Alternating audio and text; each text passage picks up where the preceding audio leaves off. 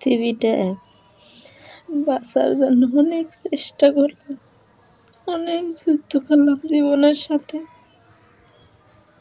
কিন্তু বাঁচতে পারলাম না। এমন একটা সমাজে বাস করি, মানুষের কথা শোনা লাগে, নিজের মানুষের কথা শোনা লাগে।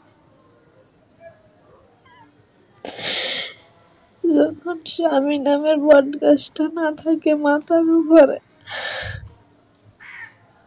তার জন্য মানুষ কত কথা বলে।